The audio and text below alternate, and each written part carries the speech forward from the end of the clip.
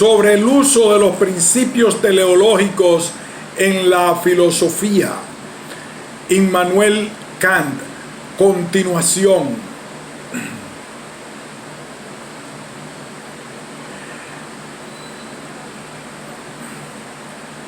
Por lo que concierne al primer punto, recuérdese que yo no habría tomado a aquellas primeras disposiciones como distribuidas entre los distintos hombres, pues de ese modo se habrían convertido en otros tantos troncos diferentes, sino como unificadas en la primera pareja humana, y así sus descendientes, en los que permanecía todavía indistinta la disposición originaria completa para todas las derivaciones futuras, se adaptaban a todos los climas in potentia, a saber, de manera tal que el germen capaz de adecuarlos a aquella franja de la tierra en la que ellos o su descendencia inmediata dieran a parar, pudiera desplegarse allí mismo. Por lo tanto, no se necesitaba una componenda especial, una componenda sabia para llevarlos a aquellos lugares a los que se adaptaran sus disposiciones, sino que allí donde llegaban de manera casual y donde proseguían durante largo tiempo su reproducción, se desarrollaba el germen que se encontraba en su organización para esta región de la tierra, capaz de adecuarles a un clima semejante. El despliegue de las disposiciones se regiría por los lugares, y los lugares no tendrían que seleccionarse según las disposiciones ya desplegadas, como malinterpreta el señor F. Todo esto, empero, solo se entiende a partir del tiempo más remoto que tiene que haber durado lo suficiente para el poblamiento progresivo de la tierra, como para proporcionar de una vez por todas a un pueblo que tenía una residencia estable los influjos del clima y del suelo exigibles para el despliegue de sus primeras disposiciones adecuadas a aquella. Pero continúa preguntándose, ¿cómo es que precisamente el mismo entendimiento que aquí calculó tan correctamente qué tierras y qué gérmenes debían coincidir, según lo anterior tenían que coincidir siempre, aunque se pretenda que no es un entendimiento sino solo la misma naturaleza la que había establecido la organización de los animales en su interior de manera tan exhaustivamente conforme a fin, y la que les habría equipado tan cuidadosamente para su conservación? Se ha vuelto súbitamente tan miope como para no prever siquiera la eventualidad de una segunda migración. Así, la peculiaridad innata que solo es apta para un clima queda enteramente carente de fin, etc. Por lo que concierne, empero, a este segundo punto de la objeción, concedo que aquel entendimiento, o si se prefiere, aquella naturaleza que actúa por sí misma conforme a fin, según gérmenes ya desplegados, no ha prestado atención, de hecho, a la migración, sin que por ello esté permitido acusarla de falta de sabiduría y cortedad de miras. Ella ha evitado más bien, al establecer la conformidad al clima, la confusión del mismo, especialmente del cálido con el frío, pues precisamente esta adaptación a la nueva franja celeste, difícil para el natural ya conformado de los habitantes del antiguo, abstiene por sí misma de ello. Y donde han intentado los indios o los negros extenderse a regiones nórdicas, aquellos que empero han sido expulsados hasta allí no han querido nunca dejar en heredad, como los negros criollos o los indios, bajo el nombre de gitanos, un esqueje apto para agricultores sedentarios o trabajadores manuales. Pero precisamente aquello que el señor F. considera una dificultad insuperable contra mi principio, arroja bajo cierta aplicación la luz más ventajosa para la misma dificultad y resuelve dificultades contra las que nada puede ninguna otra teoría. Supongo que desde el tiempo del comienzo del género humano han sido precisas muchas generaciones hasta producir el despliegue paulatino de las disposiciones que se encontraban en ese género para la especificación completa a un clima, y supongo que además la expansión del mismo por una considerable parte del mundo, forzada en buena medida por revoluciones naturales violentas, solo ha podido ocurrir con un escaso incremento de la especie. Aunque un pequeño pueblo del viejo mundo hubiese sido trasladado mediante estas causas desde las regiones sureñas hasta las norteñas, la especificación, que quizás no haya finalizado aún de adecuarse a las anteriores regiones, tendría que haberse paralizado paulatinamente y por contra haber dejado espacio al despliegue de las disposiciones en sentido contrario, a saber, de las disposiciones para el clima nórdico. Ahora bien, bajo el supuesto de que este esqueje humano hubiese seguido desplazándose en dirección noreste hacia América, una opinión a la que hay que conceder mayor verosimilitud antes de que pudiera volver a expandirse ostensiblemente hacia el sur.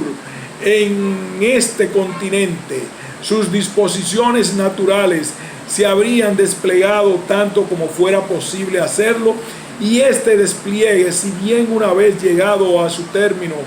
tendría que haber imposibilitado toda especificación ulterior a un nuevo clima.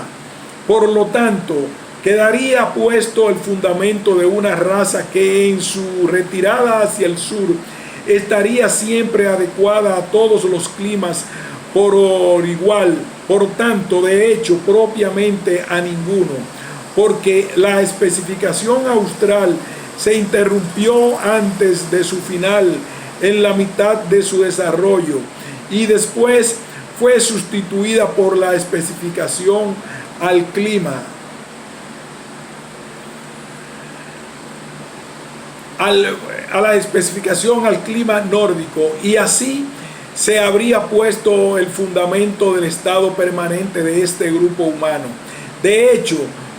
Don Ulloa, un testigo especialmente importante que conocía a los habitantes de América en ambos hemisferios, asegura haber encontrado siempre muy semejante la figura característica de los habitantes de este continente. Por lo que concierne al color, uno de los viajeros marítimos más recientes, cuyo nombre no pudo citar ahora con seguridad, lo describe como hierro oxidado mezclado con aceite. El que, empero, su natural no haya conseguido una adecuación completa a ningún clima puede derivarse también del hecho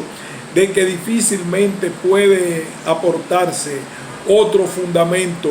de por qué esta raza demasiado débil para el trabajo duro demasiado indolente para el trabajo, perseverante e incapaz para toda cultura, de lo que sin embargo las proximidades les ofrecen ejemplo y estímulos suficientes. Está aún muy por debajo del negro, que con todo ocupa el nivel más bajo entre el resto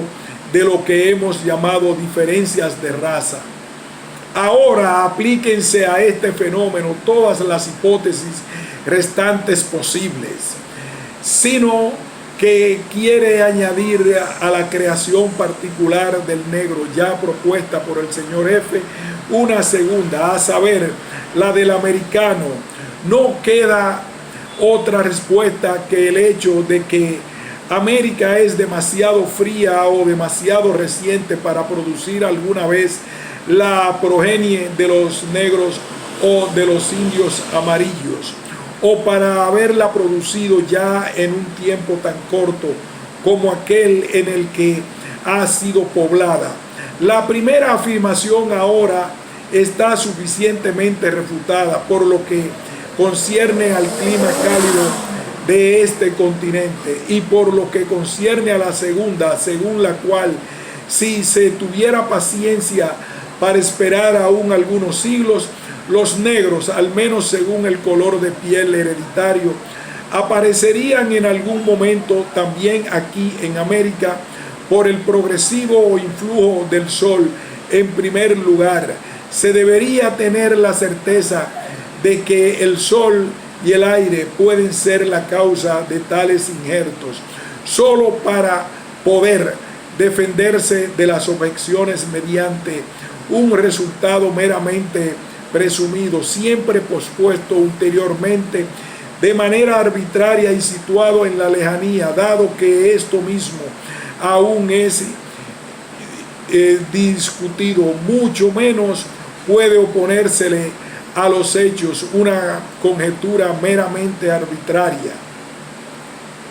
Una confirmación importante de la derivación de las diferencias indefectiblemente hereditarias que tiene lugar mediante el despliegue conforme a fin de disposiciones reunidas originalmente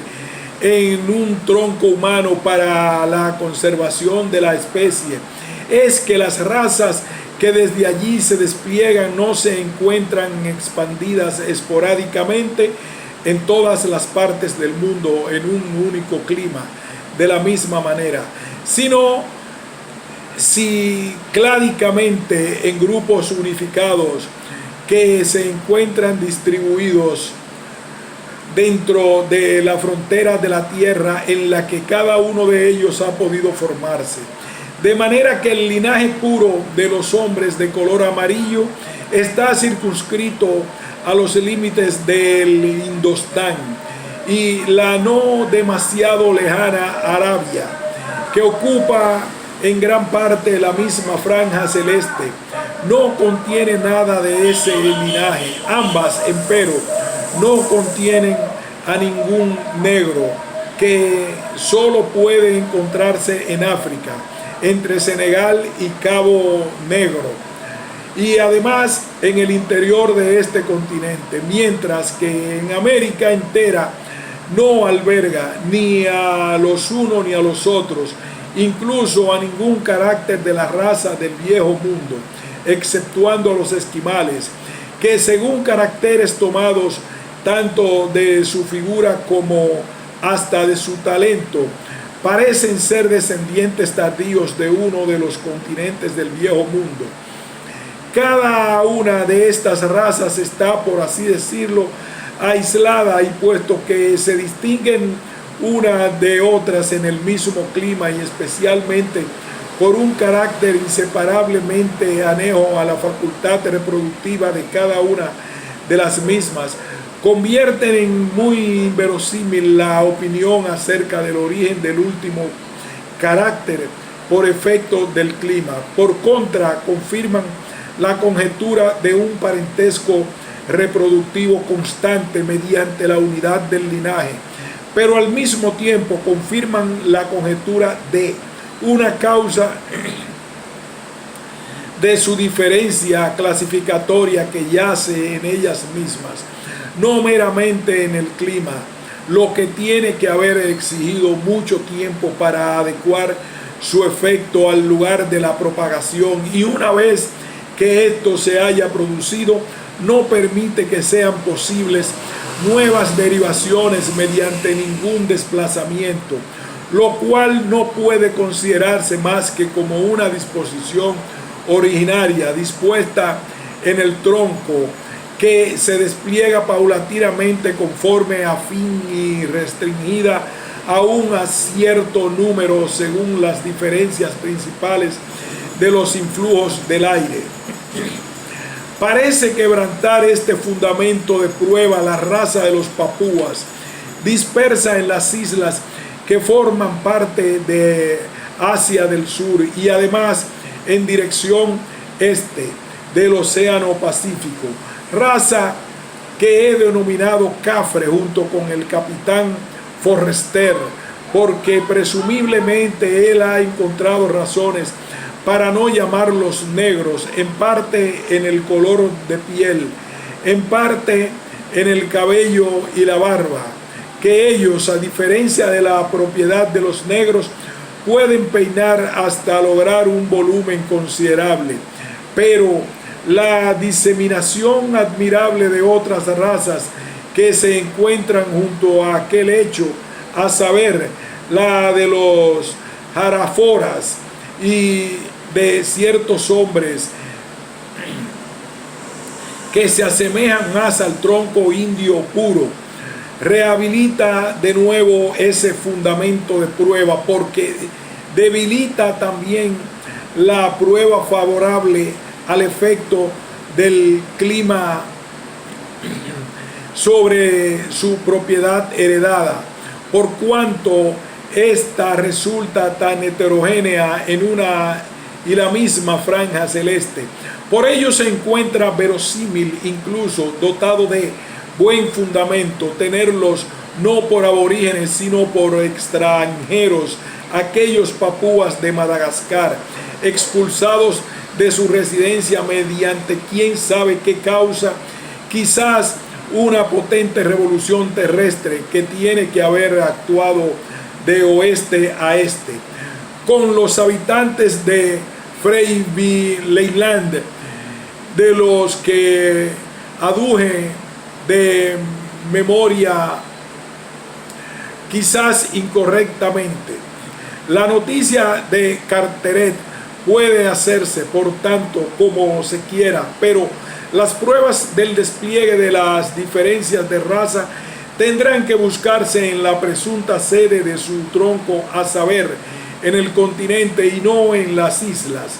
que según toda evidencia han sido pobladas solo mucho después de que se hubiera completado el efecto de la naturaleza. Todo esto sirve para la defensa de mi concepto de la derivación de la multiplicidad hereditaria de las criaturas orgánicas de una y la misma especie natural, especies naturales, en la medida en que están enlazadas mediante su facultad de reproducción y pueden haber brotado de un tronco, a diferencia de la especie escolar, especies artificiales, en la medida en que se subsumen bajo una nota común de la mera comparación, de las que la primera forma parte de la historia de la naturaleza, la segunda de la descripción de la naturaleza. Ahora, digamos, todavía algo sobre el sistema propio del señor F acerca del origen de este concepto. Ambos estamos de acuerdo en que en una ciencia de la naturaleza todo tiene que explicarse naturalmente,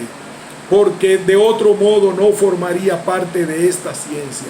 He seguido este principio tan cuidadosamente que hasta un hombre agudo, el señor C.C.S.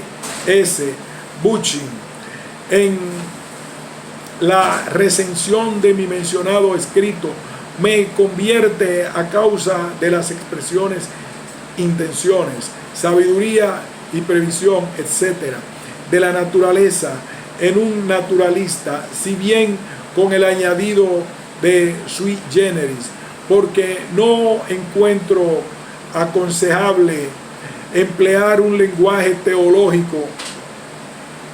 en discusiones que atañen a meros conocimientos naturales y tan lejos como estos se extiendan, donde es enteramente apropiado expresarle teleológicamente, para indicar con todo cuidado sus límites a cada especie de conocimiento. Sin embargo, precisamente el mismo principio según el cual todo en la ciencia de la naturaleza tiene que explicarse naturalmente, designa al mismo tiempo los límites de la misma, pues se ha logrado alcanzar su extremo límite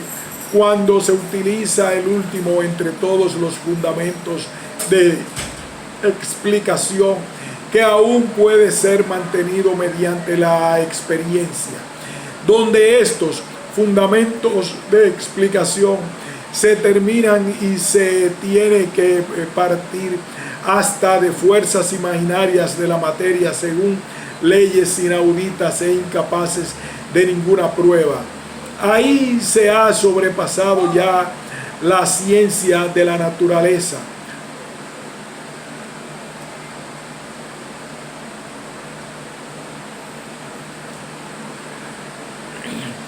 Aunque se siga llamando siempre causas a cosas de la naturaleza, pues al mismo tiempo se les atribuyen fuerzas cuya existencia no pueden ser probada por nada. Es más, incluso su posibilidad difícilmente puede conciliarse con la razón, puesto que el concepto de un ser organizado ya implica que es una materia en la que todo está en relación recíproca alternativamente como medio y como fin, y esto solo puede pensarse como sistema de las causas finales, con lo que la posibilidad del mismo solo deja disponible, al menos para la razón humana, una clase de explicación teleológica, una de ningún modo, empero, físico-mecánica. No puede indagarse en la física de donde proviene originalmente toda organización. La respuesta a esta pregunta ya sería, si fuera accesible en general para nosotros, manifiestamente fuera de la ciencia de la naturaleza, a saber, en la metafísica. Por mi parte, derivo toda organización de seres orgánicos mediante generación y las formas subsiguientes, cosas naturales de esta especie, según leyes del despliegue paulatino de disposiciones de las plantas que podían encontrarse en la organización de su tronco. La tarea de cómo haya surgido este tronco mismo yace enteramente fuera de los límites de toda física posible para el hombre, dentro de los cuales creía que tenía que mantenerme. Por ello no temería por el sistema del señor F. nada de un tribunal de inquisición, pues en tal caso éste se arrogaría a sí mismo una jurisdicción exterior a su dominio. Estaría a favor, llegado el caso, de un jurado filosófico, de meros investigadores de la naturaleza, y me cuesta creer que pudiera fallar un dictamen ventajoso para él. La parturienta tierra que hizo surgir de su tierno seno materno, fecundado por el légamo marino, animales y plantas sin producción de sus semejantes, tras lo cual produjo fundadas en ellos las generaciones locales de géneros orgánicos, cuando África produjo sus hombres, los negros, Asia los suyos, todos los restantes, y derivado de ello el parentesco de todos los seres orgánicos en una cadena que va en una gradación imperceptible desde el hombre hasta la ballena, descendiendo a continuación presumiblemente hasta el musgo y líquen, no solo en un sistema de comparación, sino en un sistema reproductivo a partir de un tronco común. Este espectáculo no haría que el investigador de la naturaleza retrocediera sobrecogido como ante un monstruo, pues es un juego con el que desde luego alguno se ha entretenido, pero que, puesto que con ello no se consigue nada, ha abandonado después, sino que éste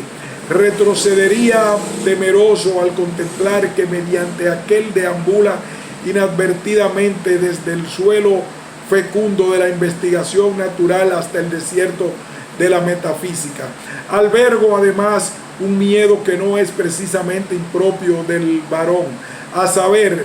el que conduce a retroceder sobrecogido ante todo lo que desata a la razón de sus primeros principios y le da permiso para divagar en fantasías carentes de límite. Quizás el señor F. haya querido de esta manera hacerle un favor a algún hipermetafísico, pues también los hay que desconocen los conceptos elementales, que se emplean incluso en despreciarlos y sin embargo salen heroicamente de conquista y darle material para su fantasía con el fin de divertirse después con ello. La verdadera metafísica conoce los límites de la razón humana y entre otros el siguiente de sus errores hereditarios, que no puede negar a saber que no le está permitido y no puede pensar a priori absolutamente fuerzas fundamentales, porque entonces tejería meros conceptos vacíos, sino que no puede hacer nada más que lo siguiente, a saber, reconducir las fuerzas que le enseña la experiencia en la medida que son distintas en apariencia pero idénticas en el fondo, al número más pequeño posible y buscar la fuerza fundamental requerida para ello en el mundo cuando se trata de la física, cuando atañe empero a la metafísica, a saber, la que ya no puede seguirse declarando dependiente, en todo caso fuera del mundo, empero de una fuerza fundamental, puesto que nosotros no la conocemos de otra manera que mediante la referencia de una causa a un efecto. No podemos dar otro concepto ni encontrar para ella una denominación distinta de la que está extraída del efecto y expresa justamente esta relación. Punto y seguido.